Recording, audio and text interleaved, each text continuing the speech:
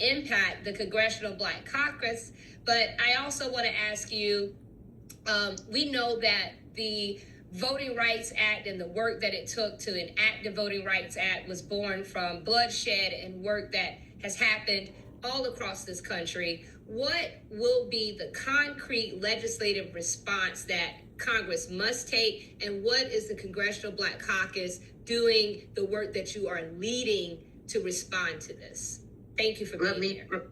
Let me first of all just thank you, Joteka. Let me thank the team at Win with Black Women for always being on the vanguard when it comes to the Black community, Black enfranchisement, and just the forward movement of our people. We are so grateful to you.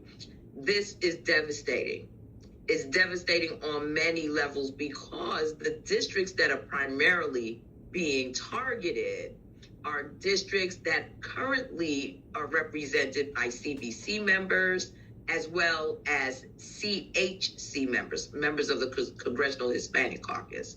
With respect to the Congressional Black Caucus, we know that the vast majority of African Americans reside in the southern part of our country. While I'm a Brooklynite and very proud of it, we are the population in the South eclipse that of the populations in the Midwest and the Northeast. And so the targeting of southern districts has direct ramifications for Black people because they are almost exclusively represented by CBC members. So the attack, which started with the Supreme Court's, well, it started in Texas. Let's start there.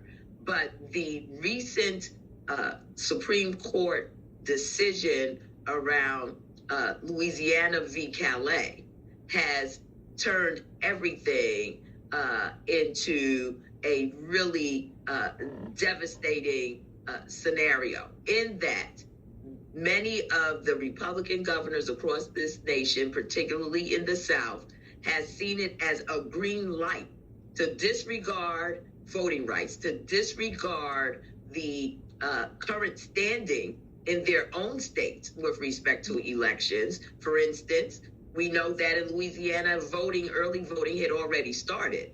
And as a matter of fact, the way that Governor Laundrie has gone about doing this is that he's allowed portions of the election to go forth and halted the elections for congressional districts.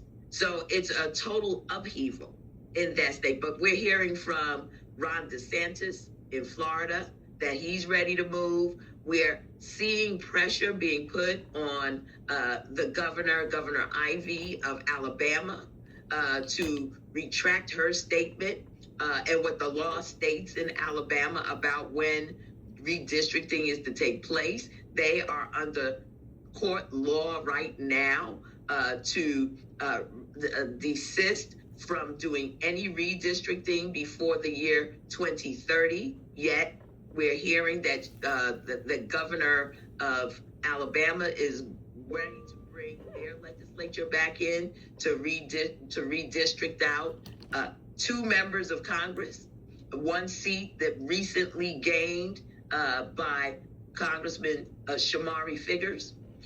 And so the ripple effect of this will be felt deep and wide within the Congressional Black Caucus. We know that there are a number of Midwestern states that were planning to do damage when it comes to redistricting, mid-decade redistricting. So the fallout is real, and the work that we have to do is real. Now, how are we responding? We responded to the initial blow to the Voting Rights Act by drafting and introducing the John R. Lewis Voting Advancement Act, and we were able to pass it in the House a couple of Congresses ago, but it was held up in the Senate and sort of died there because, unfortunately, there were 2 Democrats in particular that didn't see the urgency of the matter, and that set us back. I think too much was taken for granted with respect to our voting rights. And so here's where we find ourselves today. We are going to reform and sort of modify that that act based on what the court has ruled, which is really gutting Section 2 of the Voting Rights Act. We need to include provisions around redistricting and make it explicit about when redistricting can take place. And anti-gerrymandering measures need to be included as well when it cracks communities of interest, which is what Black communities across this nation are known as in redistricting and drawing maps jargon. In addition to that, we have to look at reforming the Supreme Court. The court has been stacked against a multiracial, multicultural, democratic social society. There's no ifs, ands, or buts about it. That 6-3 decision will be 6-3 infinitely if we don't do something to reform the Supreme Court. And so legislation, I know, has been drafted by Congressman Hank Johnson of Georgia to do just that. We are looking at those measures, but those are measures that can only be taken if we're able and when we are able to gain Democratic majority in the House of Representatives. Thank you for that, and thank you for your leadership. I want to roll a video because your colleague, our good sister Terry Sewell, wanted to be with us live, but she's actually headed back to her district because there's shenanigans happening in Alabama, and she's going back to the state. Let's roll this video.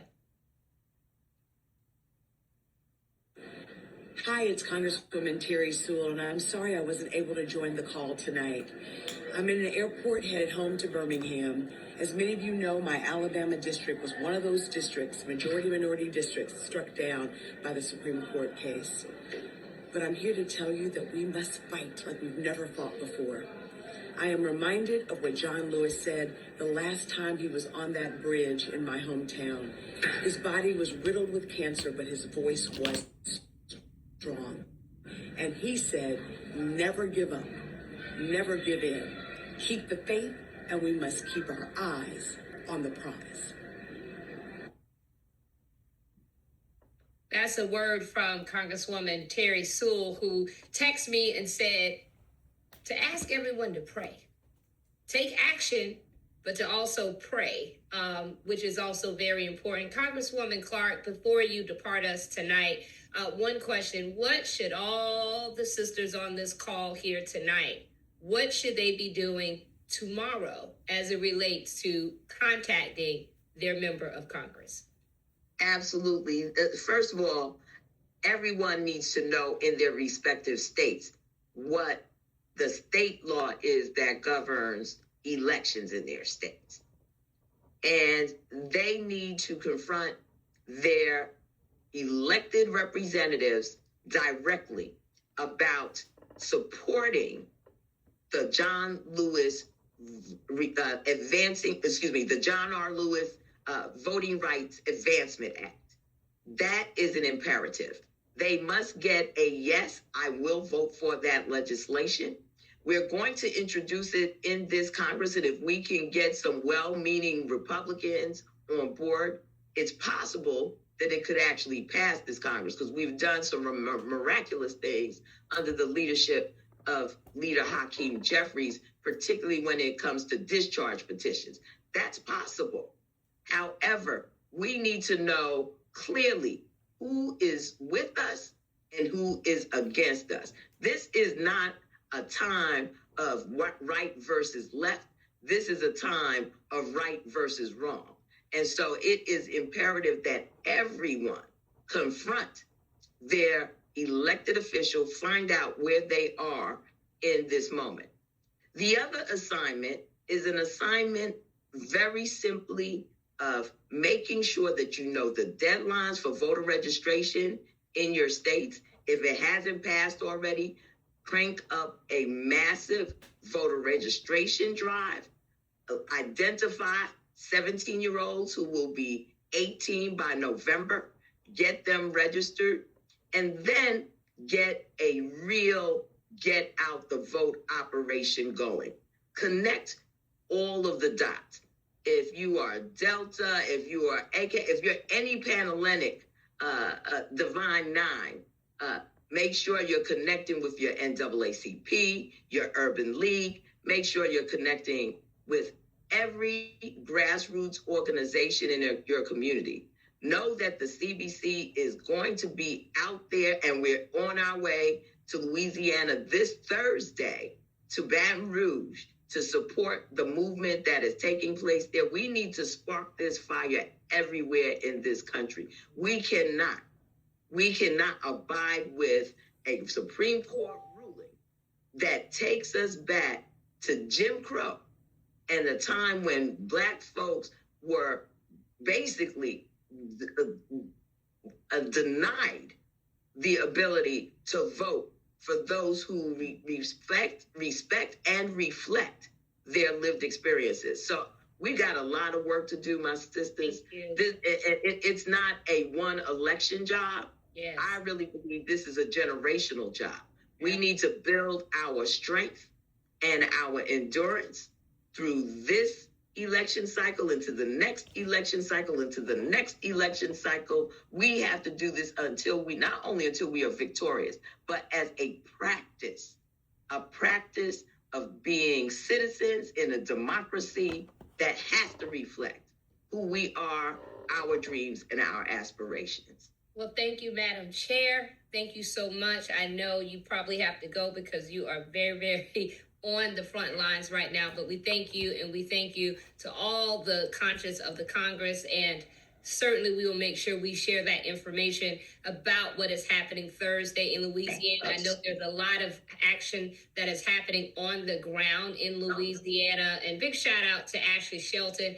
I know who's building a lot of power there. Thank you so much, Madam. And let me also share with you, Sister Joteka, I'm going to share with Win with Black Women the CBC toolkit for the Voting Rights Act that has already been produced. And so we can pass that along to all of our sisters on the call. That toolkit can be shared wide, deep and wide within our communities. And it gives us step by step what we need to be doing from here until victory. Thank you so much, Madam Chair. Always good to have you. Thank you for having me, and many blessings, sisters. And we'll see you on the front lines until we win this battle. Absolutely. Thank you so much. Well, sisters, we always say in Win with Black Women that the national fight lives in the local. And tonight we are going to hear from some of our sister leaders who are doing the work on the ground in states where this ruling has hit the hardest. Joining us tonight is our good sister, Letitia Daniels Jackson, who is leading the fight for us. Girl, there you are, sister, in Alabama, which your name has actually been a plaintiff in many of these cases. Also joining us tonight is Tennessee State Senator Ramesh Akbari, who has been on the front lines of protecting voters in her state, but also she wears multiple hats, leading the National Black Caucus of State Legislators. And we know that there are a lot of legislators that are leading across the country, including another state senator who has joined us, Tamika Isaac Devine of South Carolina, who is also with us and joining us tonight. I want to make sure that we are having a conversation with those of you who are on the ground, on the front lines, who can talk to. Right now, I think we keep getting the counts between those that are in overflow and here tonight. There are probably about 7,000 to 8,000 of us that are gathered here tonight. I want to go to you, my sister. I want to talk first about Alabama, which has been ground zero for voting rights. I mean, since I was around with Shelby County versus Holder, when I was at the NAACP, it's just been ground zero. What does this ruling mean specifically for Black voters in your state? And what are you already seeing and bracing for? So, Joteka, thank you so much for having us. You always include Alabama. Alabama has been ground zero for so long. There's one thing I'd like to do before I answer your question specifically, is there is a paragraph in the case of Allen v. Milligan as the court found, there's a difference between the Calais case and the Alabama case that everybody really needs to understand. The court found that there was not only a Section 2 violation, but there was also a 14th Amendment violation. We heard from our sister Janae earlier how difficult it is to prove intentional discrimination. But in our case, Allen v. Milligan, the court found that the state of Alabama intentionally discriminated against Black voters in Alabama. And I just like to read what they said. And we declare that the 2023 plan violates both Section 2 of the Voting Rights Act and the 14th Amendment of the United States Constitution. They further said that we do not diminish the substantial improvements Alabama has made in its official treatment of Black Alabamans in recent decades, yet we cannot reconcile the state's intentional decision to discriminate in drawing its congressional districts with this position that Alabama has finally closed out its repugnant history of official discrimination involving voting rights. I will ask, I implore all of you to read that finding, that opinion from the court. It was strongly worded, and but yet here we are. So what does it mean for Black voters in Alabama? What it means for Black voters in Alabama is that the state legislature tomorrow is scheduled to start a special session at 4:00 tomorrow to look at introducing legislation to delay the election and for congressional districts 1 and 2 and 7, which is Congresswoman Sewell's district. So what they're trying to do is they're trying to wipe us out, right? And not only that, they have also added state Senate districts 25 and 26. So what that means is those are the elections. Those are the seats that host the majority of Black voters. So they're just trying to disenfranchise us altogether. We have a number of events scheduled. We will be in Montgomery on Monday, on Tuesday, on Wednesday, on Thursday, and on Friday. We expect that the special session will go forward through Friday. But we are in the fight of our lives. We're in the fight for our very vote, for our democracy, for our voting rights. They've already put in draconian voter IDs laws, as you already know. They've already closed voting booths. They've already changed laws about absentee ballot voting, and they're going to do more of that. So what they're actually trying to do, and I think that we need to really understand that what this means, they are really trying to actually cancel elections altogether. It's not just Alabama. They do not want us to vote at all, people. This is what's happening in our country right now today. They do not want to hold midterm elections anywhere, not just in Alabama, not just in Mississippi, not just in Louisiana. They don't want to hold elections anywhere. We are going to fight. We will continue to fight. We have been organizing ever since the decision came out. Actually, we started organizing before the decision came out in anticipation of the decision. But I want people to know that Alabama is ready and we are willing and people are rallying around. We will be at the State House all week fighting this issue.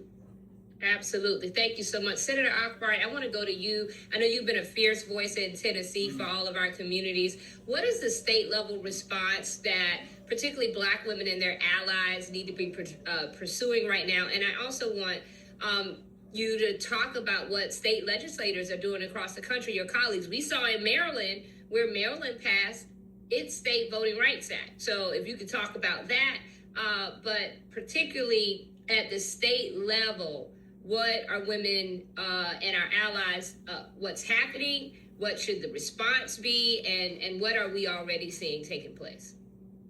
I'll tell you, thank you, Joe Taker, for that, and certainly always happy that Women with Black Women exists and continues to do this very important work. We're facing a special session that starts on Tuesday. It will move very quickly, anticipating that new maps will have been generated and passed into law by Thursday evening. So it is very serious. We've been activated and on calls and talking to allies and other organizations since this decision came out. Certainly hoping that we had more time, but recognizing that the urgency of now exists and we have to rise to the occasion. So we've been coordinating with a lot of different groups. We've met with people from the NAACP, from the ACLU, from a lot of local groups that C3s and C4s that are organized across Tennessee.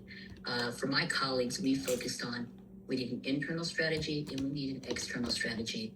There are nonprofits and groups that are going to rally folks across the state in their own cities, but also at the state capitol, because that's the key thing my colleagues like to do. They like to do things in the dark. And we have to make sure that we're there. When we had a situation around a lot of gun legislation, the Capitol was packed. And so we have to do the same thing, because if we don't have folks there, they will do it and they will say we enjoyed it. And that's what we're fighting against. But of course, we have our own internal strategies as elected officials, making sure that we're getting certain things on the record, that we have certain experts that are speaking.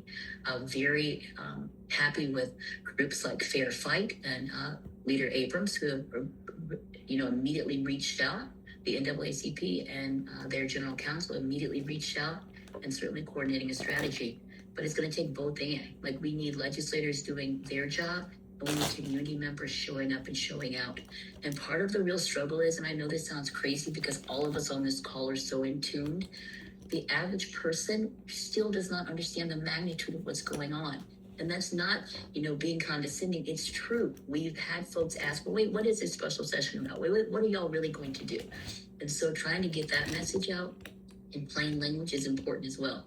People don't understand gerrymandering, but they might understand rigged.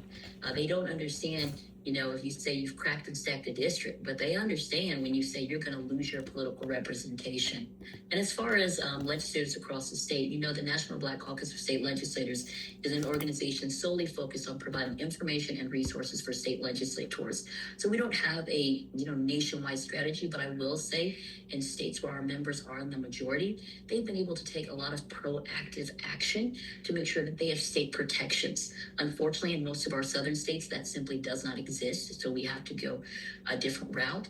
But that's what we're looking at. And I anticipate when we convene at the end of this year, there will be more information for legislators so they know exactly what to do when they reconvene in sessions in January of 2027. But the urgency is now. The time is now. And, Mississippi is next, I guess.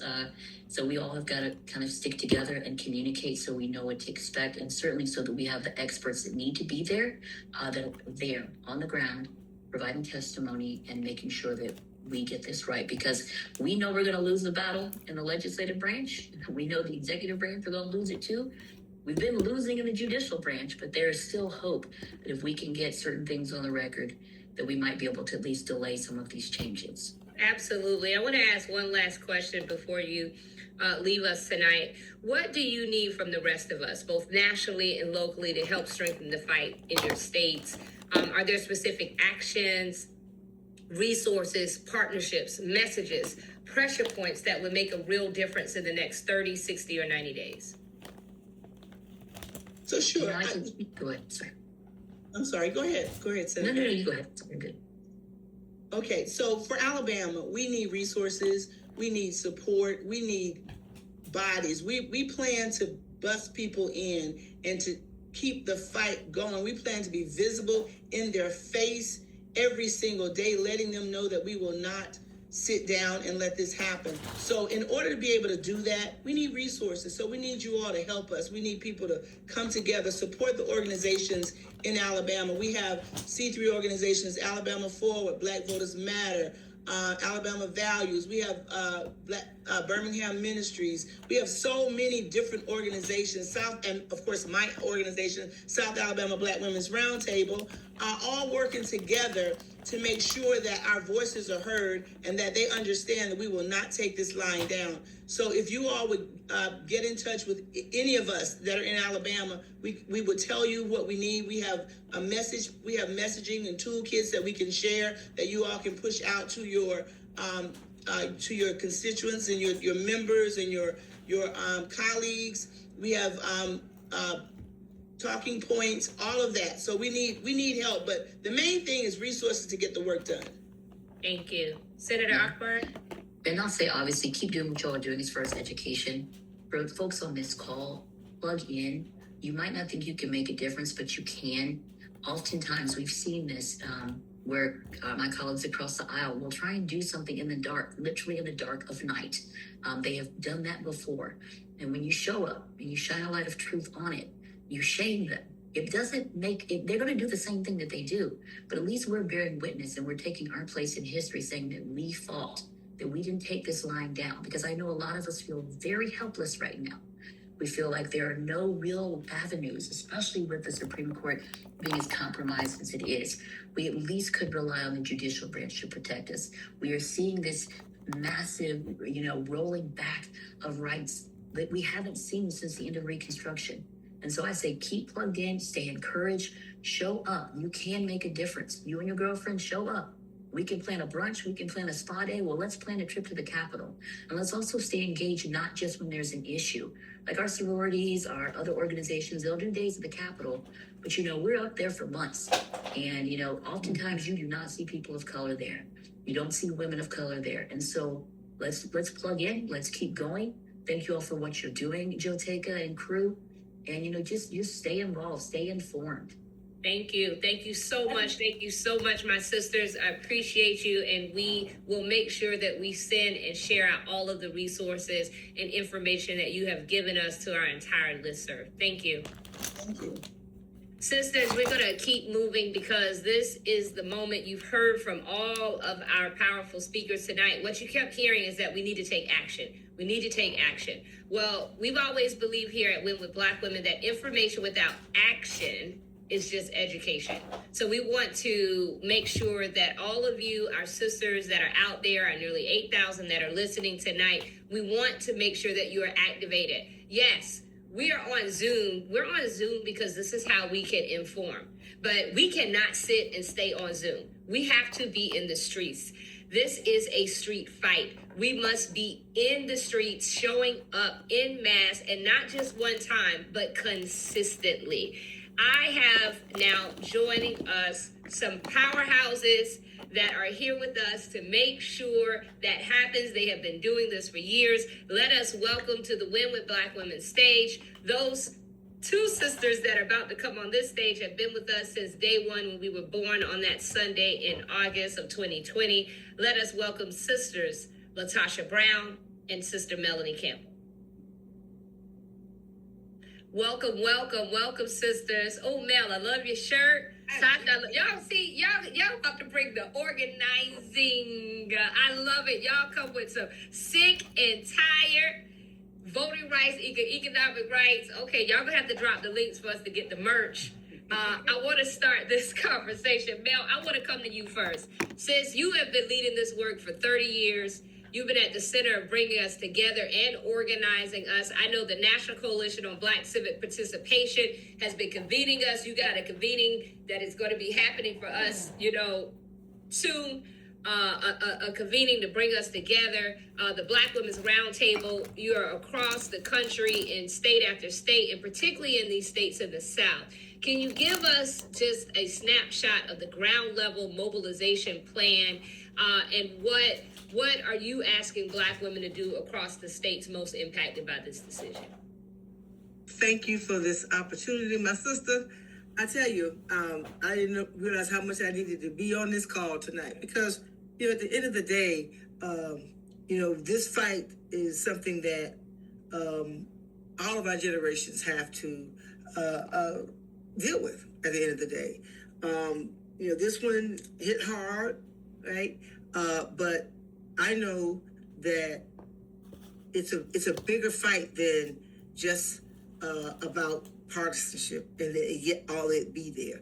It's a bigger fight because it's really about where we want our kids' future to be at this point. This is about the fact that, and I know Latasha will go deeper into this. We were together a few days ago, but just understanding that this is as bad as it is, it's also this opportunity, right, to redesign what we need to see this be. Because what we found out in the last year and a half is just how fragile this thing is and just how this democracy is. So we have to understand that what we build not rebuild, and in some ways not even reform, but what we have to build in order for this not to happen for the next generation. So I heard a lot earlier, and I'm gonna be brief because I know there's a lot that has to be said. But we have to really focus on states that have passed these new redistricting maps or about to. Many of them are in the South. So wherever that has happened, there's also governor's races in the state of Florida, as an example, right? And so being able to understand, I heard a sister from National Black Caucus of State Legislators, being able to go down to that level of being able to understand that we have to deal with those governor's races and those those statewide races. So in some ways, strategy for me is you deal with those statewide races, and that's all the Senate races. You have Senate races, so you can deal with the Congress, but you also have to deal with what's happening in the state. And we have in many of the states in the South, Black people. We have a large population that's there. What folks can do is you get involved, show up. I know I just heard Letitia about what's happening in Alabama, and I think I know there's things happening in Birmingham as well as Alabama.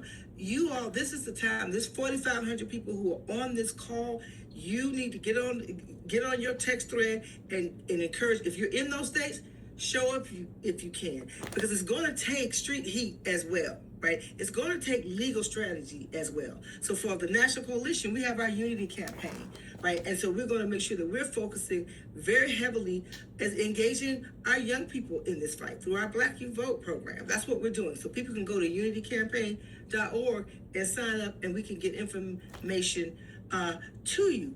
But get involved. This is a time that we have to stand up. People, I hate to use this analogy. A lot of folks aren't showing up for No Kings. So this is our moment that we have to find ways to show up and demand that some of this that we can fight back on. Some of this is going to take multiple elections to reform. But at the end of the day, I could talk to them and blue in the face. If you don't know that the house is on fire and we are all in it, if we don't understand that, play the role that you can play. If you can write a check, write a check. If you can show up on the streets, show up on the streets. But get involved. This is not the time to sit on the sidelines, and assuring is not the time to put your head in the sand because they're going to snatch it out and throw you out anyway, right? So Black women, we know we are the influencers in our families, right? In our communities, in our states. We had a gut punch a year and a half ago based on what happened in 2024, but now we know the role that we have to continue to play. So I'm locking arms, locking it down with my sister Latasha and you and anybody else that's ready to get out here and fight. And we have to unite. I don't care if you're young, old, in between, wherever you are, we cannot afford at this point to be divided. We have to organize ourselves and unite and get serious about what's going on and call it out. I'm telling folks, I don't want to hear about who gonna be the lead. Everybody on this call is the leader. You're the leader you're looking for. And we have to do that. And so I'm going to stop because I know there's more folks that have to talk, but do something. Get involved. And we will be having strategy, of course. And now some of the strategy we're not going to talk about on this call. So show up somewhere where you can find ways to get involved in the strategy, because it is about being strategic. And some of this we can't talk, Joe Taker, on the Zoom. We don't have to tell all of our business. Everything cannot be televised on Zoom or anything else.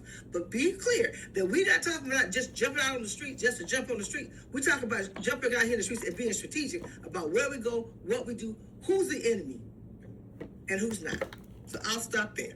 That's a whole entire word, sister. And I want to just say, for those of you who are still on here on this Zoom, there's 4,500 of you. We know I think it's about 3,000 that are on our YouTube, but our spill, the devil is a liar. The devil been trying me all day, but the devil tried to give us glitches on our Spill app, but Spill is up and live, and they just text me, the founder of that company just text me that they're pushing this live cast, and they're pushing this to their entire platform. So everybody that is on the Spill app is getting a push notification to hear actions that is happening. So we welcome all of you that are on the Spill app that are watching this. And I know there are hundreds of thousands of you that are over there. So we welcome you on this. And the devil is a liar. Latasha, I want to go to you, sister, because I know I know that you are doing so much work across this country, but particularly in the South. Me, yourself,